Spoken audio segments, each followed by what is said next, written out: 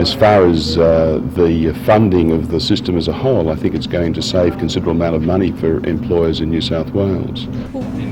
That's the conclusion of Sydney solicitor Frank Marks, speaking to representatives from 47 private companies across the state who have licences to operate their own policy for workers' compensation. Next week, the Minister for Industrial Relations and Employment, Pat Hills, will bring before Parliament dramatic changes to the existing Act. Those changes include the abolition of the lump sum payments and an emphasis on rehabilitation programs for injured workers. Mr Marks says the new system will streamline compensation payments, replacing the lengthy delays.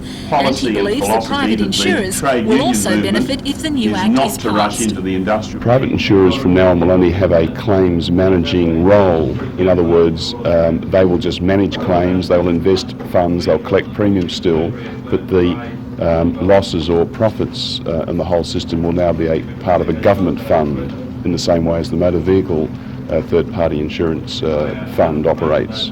So all in all, you're commending the government's new Workers' Comp Act? I don't think the government had much choice. I think they had to cut out the benefits somewhere, which is obviously the lump sum damages claims, and they had to streamline procedures to make sure that benefits got through to workers at a much earlier stage. I think it's a pretty good package, actually.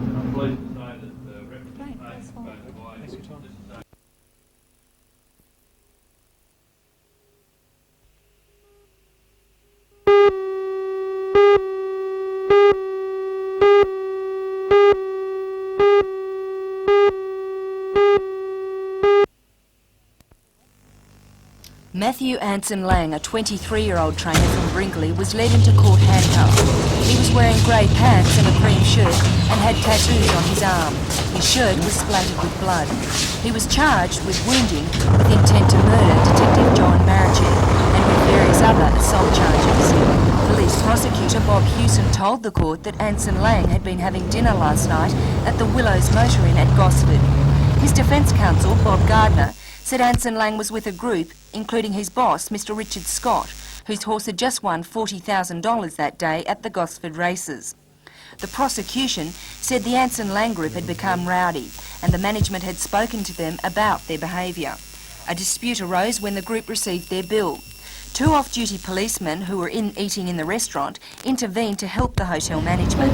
The prosecution alleges that during this brawl, Anson Lang kicked in a plate glass window and later stabbed Detective John Marachek in the back with a slither of glass.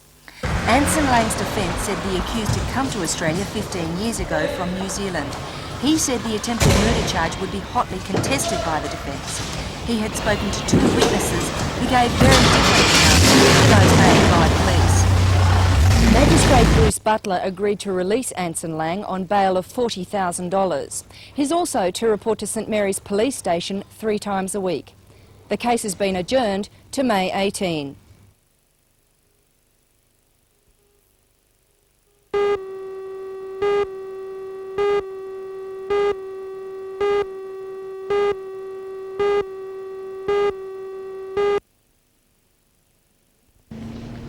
Police say the elderly man was crossing the road near the pedestrian strip on Railway Terrace Street just after 6 o'clock last night. The 73-year-old Waratah man was hit by a Camira sedan which was approaching the corner into Hanbury Street. The accident was a hit and run. Following the collision, the Camira sedan failed to stop, then travelled for a short distance along Railway Terrace before colliding with a telegraph pole. The driver of the vehicle got out into camp and ran through numerous streets in the Mayfield area, being pursued by a local resident. The offender made his getaway as the elderly pedestrian was rushed by ambulance to the Mater Hospital. He died later. Last night, the accident and investigation squad was continuing its inquiry. Police hope to track down the offender using the registration number of the vehicle. He was described in his mid-20s, 180 centimetres tall, with shoulder-length light brown hair.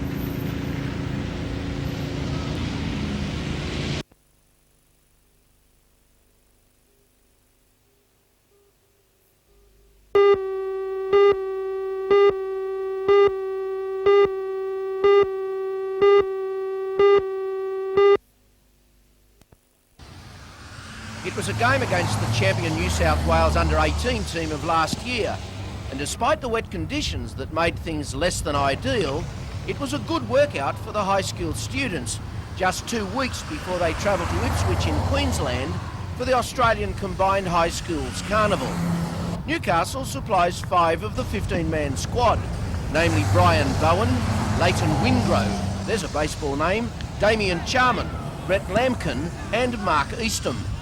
All 4 pitchers in the squad stretched their throwing arms today in one of the rare practice sessions afforded them. We wish them luck when they travel to the sunny north to collect the trophy.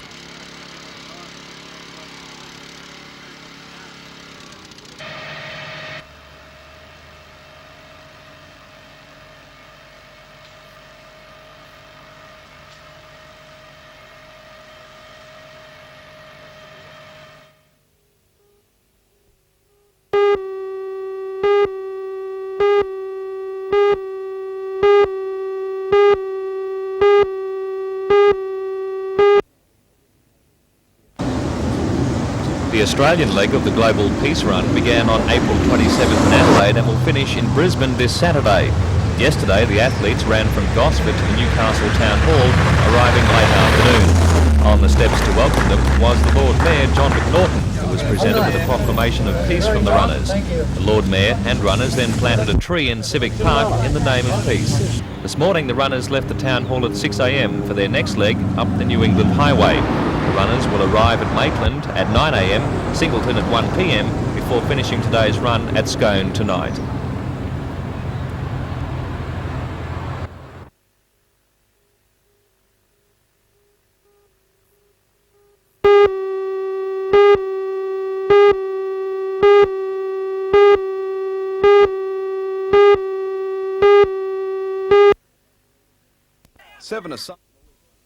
It's an emotional issue, the thought of a fit young person running down the sideline 1 minute, the next possibly crippled for life. It's a question which has drawn criticism on whether league and rugby union should be played at the junior level, particularly in schools. In the Newcastle and Maitland region, there are 3 official bodies which oversee the running of the Junior Rugby League competitions. They have 4,000 registered players, 280 teams, and on any one weekend, 140 games are being played.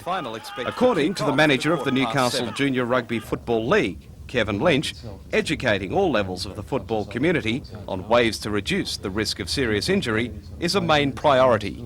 Of course, not only the Junior League, but everybody associated with rugby league are fully conscious of the possibility of injuries to players, and all the coaches, all the trainers, all the conditioners are all fully aware of the need for expert attention for players both on and off the field.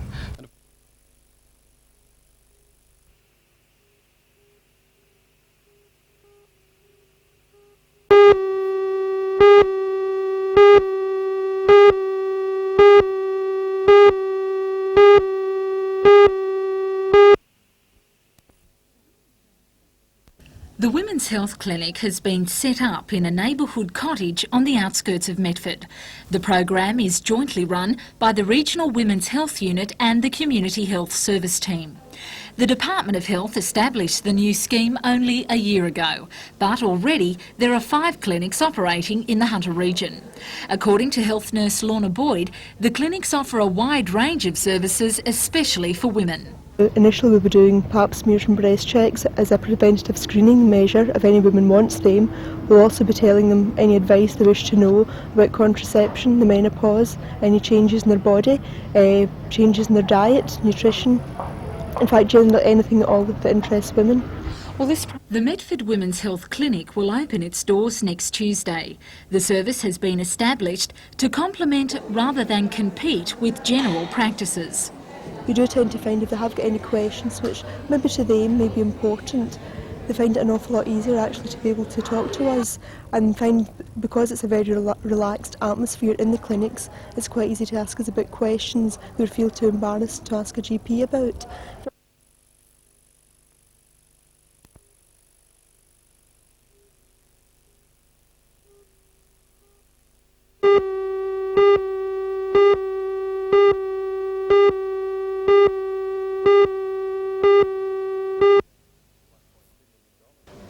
$1.2 million was the limit put on the cost of the mall by the council last night.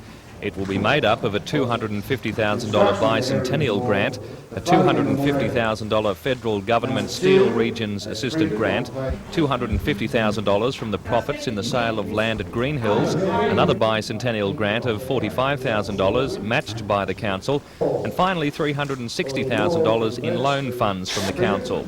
The meeting also appointed Sydney firm Cox and Corkhill as designers of the mall. While work is not expected to start until next year, Maitland Town planner David Evans says already the council is receiving increased interest in development of the mall site. The mall proposal has certainly generated interest in redevelopment of central Maitland, particularly of existing buildings, but there's one particular major redevelopment proposal for the centre that I believe is strongly influenced by the Heritage Mall proposal. The council also decided the mall will be professionally managed and promoted. That is likely to be funded by a local rate levy on businesses and landowners in the central Maitland business community.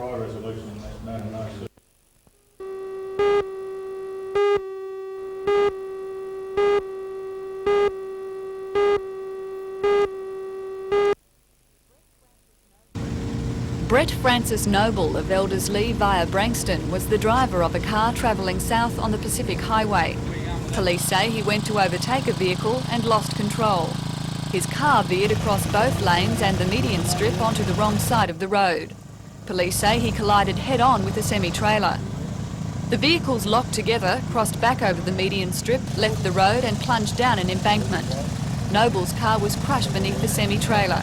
He died instantly.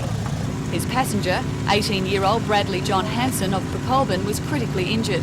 He was admitted to the Royal Newcastle Hospital last night. The truck driver was not seriously hurt.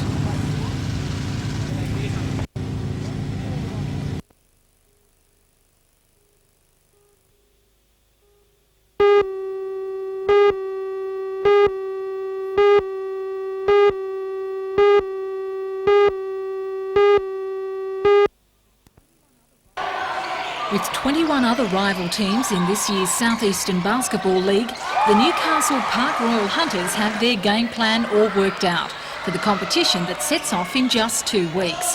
The team raised a few eyebrows last year when it became the first side out of Victoria to win the SEBL Championship.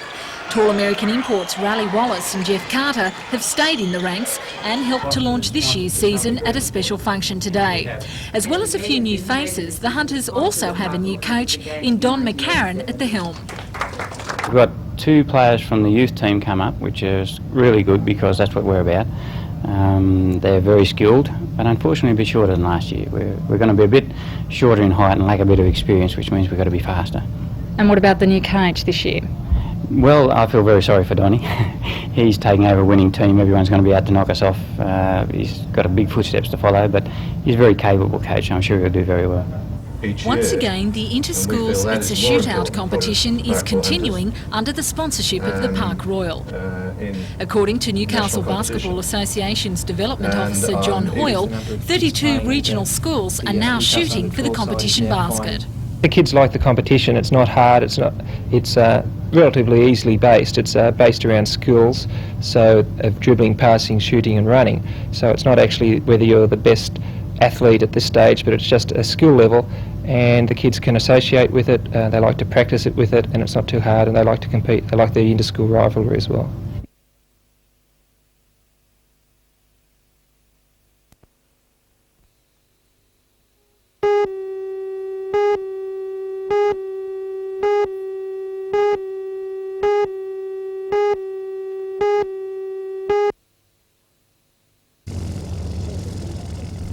Tiger moths.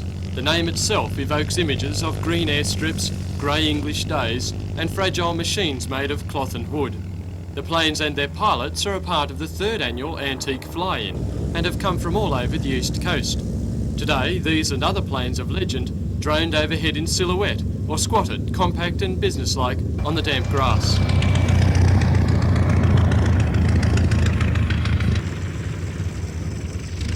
Grey clouds and a slow drizzle dulled the surrounding hills and mixed with a faint smell of aviation fuel. Old cars, spruced up for a day at the aerodrome, merely added to the sense of another time gone by. Slightly incongruous in the scene were the presence of planes from later periods and even today. However, they did all have something in common. Every one of these planes is special in some way. If it's not a restored biplane you're interested in, you could build yourself one of these kit planes for around $14,000, although they're not the sort of thing you'd take the wife and kids away in.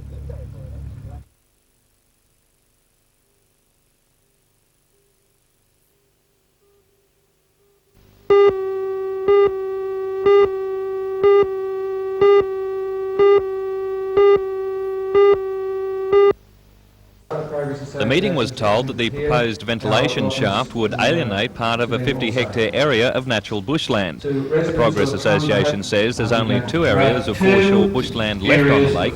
This would be reduced further if the plan was given the go-ahead. The association said the shaft would operate 24 hours a day, causing a noise nuisance to nearby residents. The residents also discussed a proposal for longwall mining in the area and Lake Macquarie. And as far as the longwall mining under our houses are concerned, if you had your house dropped by half a metre to a metre and perhaps tilted or put on an angle with cracks in the wall resulting from this, you'd be concerned too.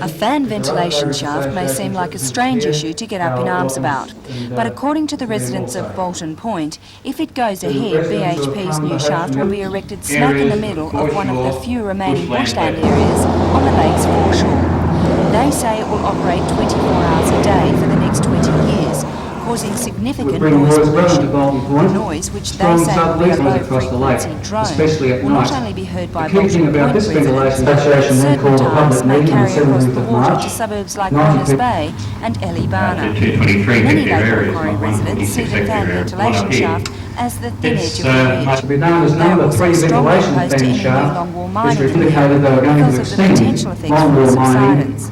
They say 12 homes on the esplanade at Warners Bay have developed cracks since December. Some cracks in the road itself. The Progress Association concedes that it can't prove that the cracks were caused by longwall mining in December, but believes strongly that that's what's happened. And as far as the longwall mining under our houses are concerned, if you had your house dropped by half a metre to a metre and perhaps tilted or put on an angle with cracks in the wall resulting from this, you'd be concerned too.